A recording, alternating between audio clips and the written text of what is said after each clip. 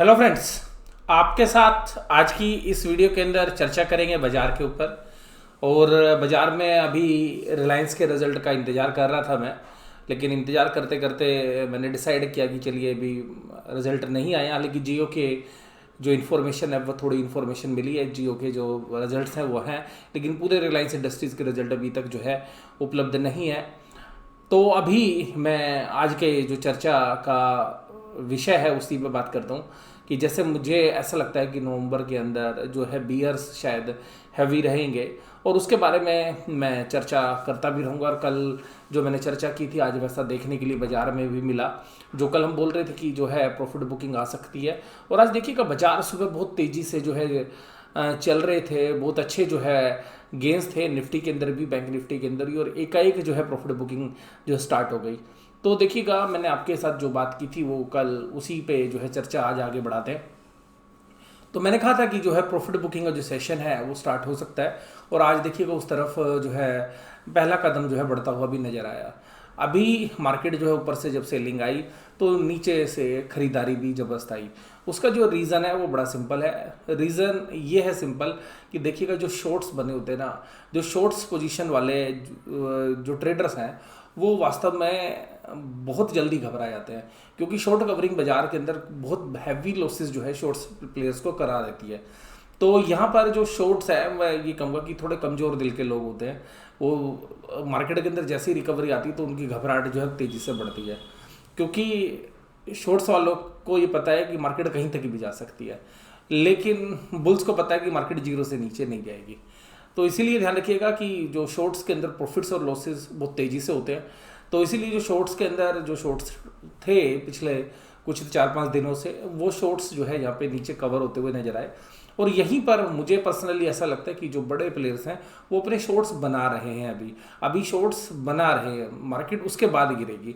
तो अभी देखिएगा यहाँ पर जैसे पिछले हफ्ते के अंदर लॉन्ग्स बने हुए थे, तो लॉन्ग्स बनने की वजह से मार्केट में करेक्शन नहीं आ पाई।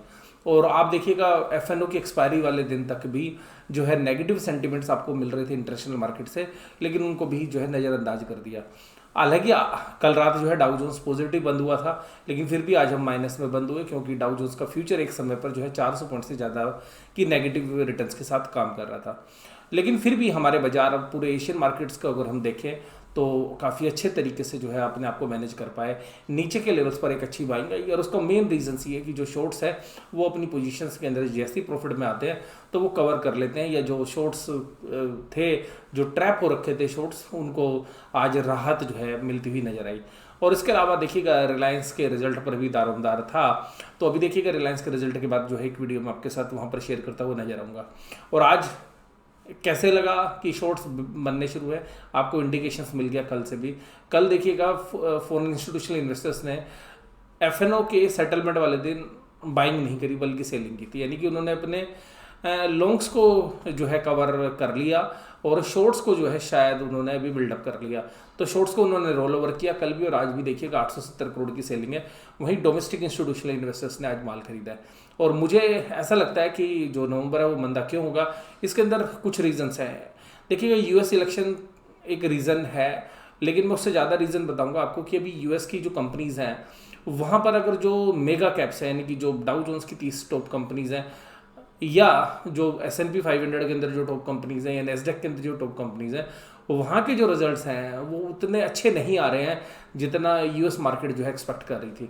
तो वहाँ से जो ग्रोथ के फिगर्स है वो मार्केट के अंदर जो मेगा कैप्स है वो अच्छा परफॉर्म नहीं कर रहे, तो उसकी वजह से जो डाउ जोन्स के अंदर प्रॉफिट बुकिंग नवंबर्स में देखी जा सकती है। और फिर देखिएगा इलेक्शंस की वजह से अनसर्टेनिटी तो जो है बनी रही हुई है, और अभी देखिएगा कौन राष्ट्रपति बनेगा ये पता ही नहीं है।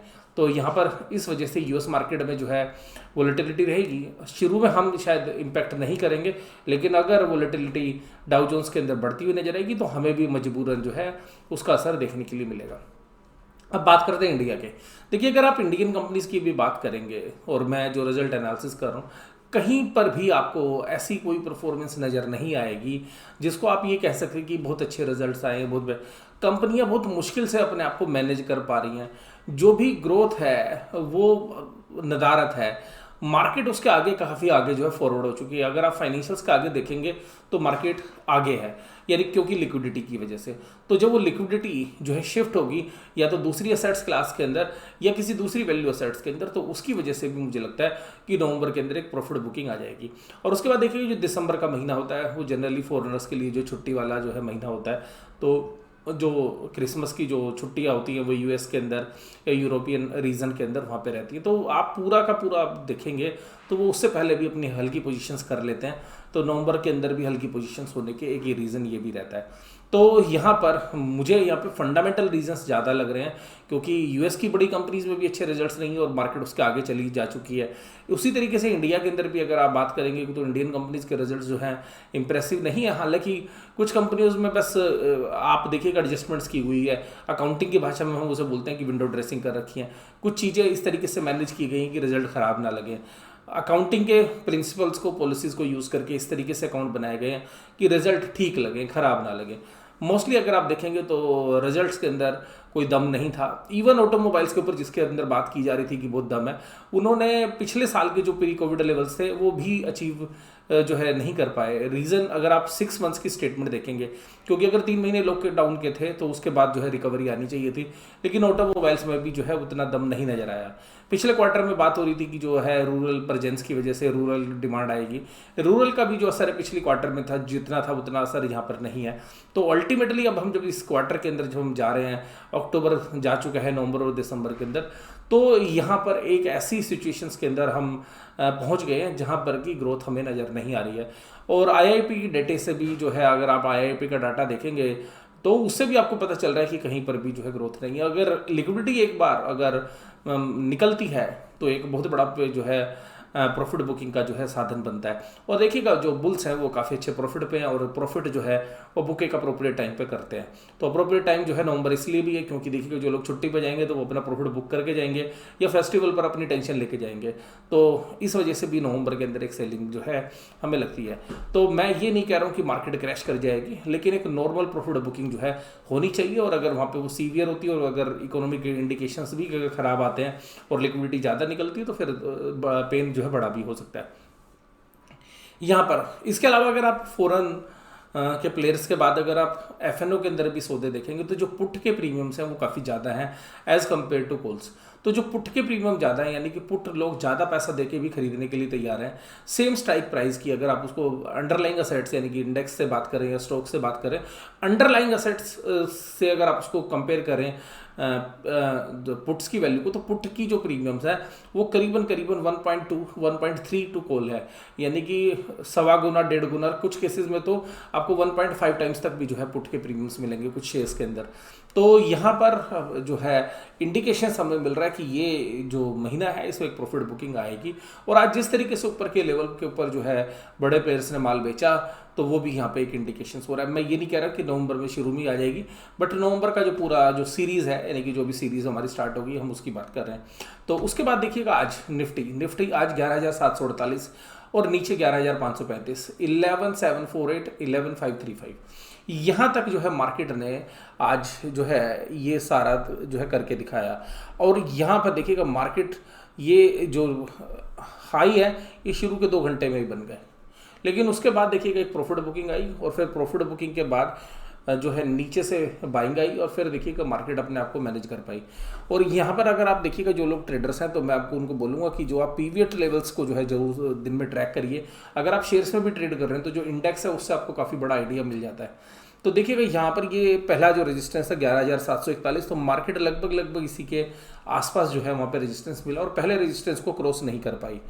अब देखिएगा जब नीचे गिरने की बारी आई तो जो है मैं आपको पहले से बोल रहा हूँ 11,600 के आसपास एक स्ट्रॉन्ग सपोर्ट है।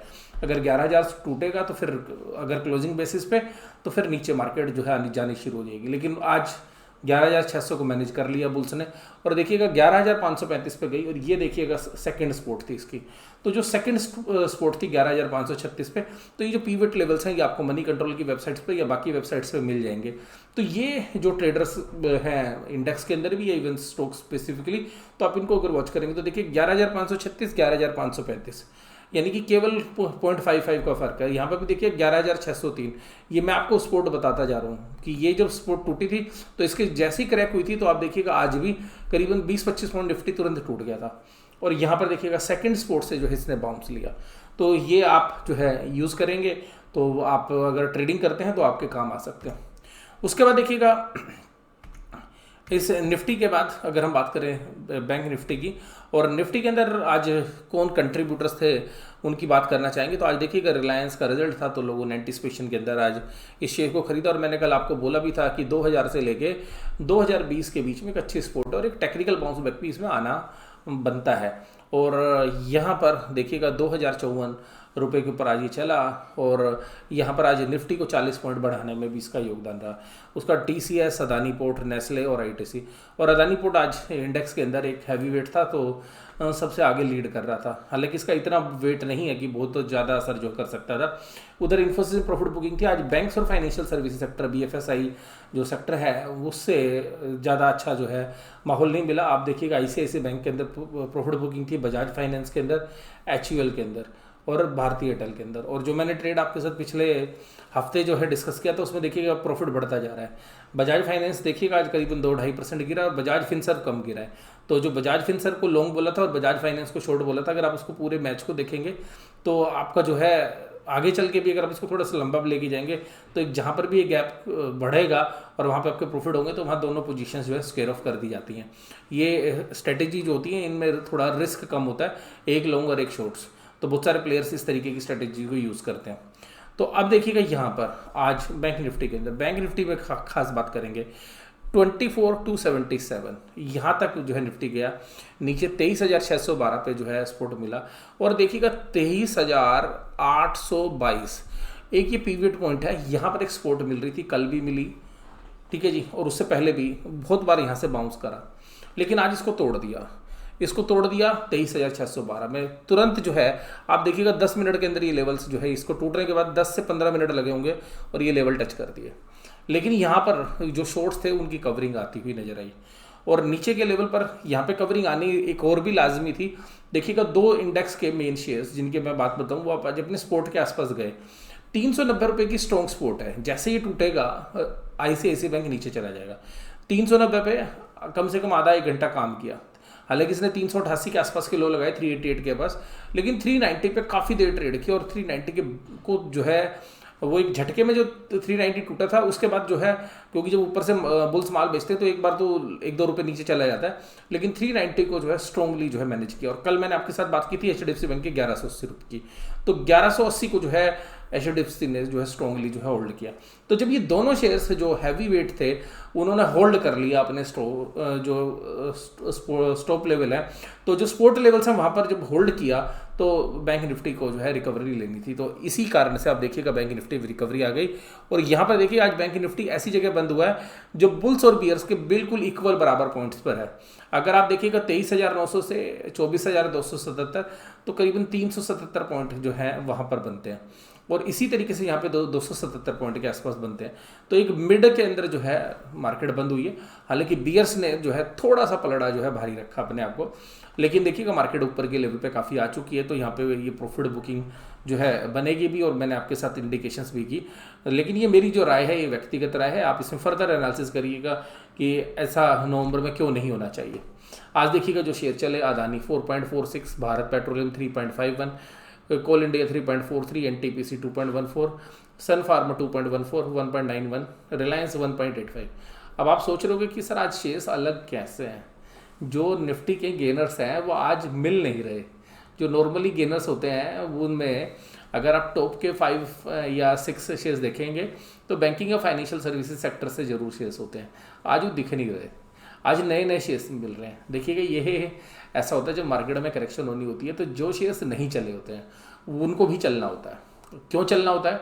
चलना इसलिए होता है क्योंकि उनमें पहले ही बहुत ज़्यादा गिरावट हो चुकी है। तो आप देखिएगा जिन जिन लोगों के पास है BPCL, तो BPCL अब ऊपर के लेवल से जो डिसइन्वेस्टमेंट की बात थी वहाँ से काफ़ी करेक्ट हो गया।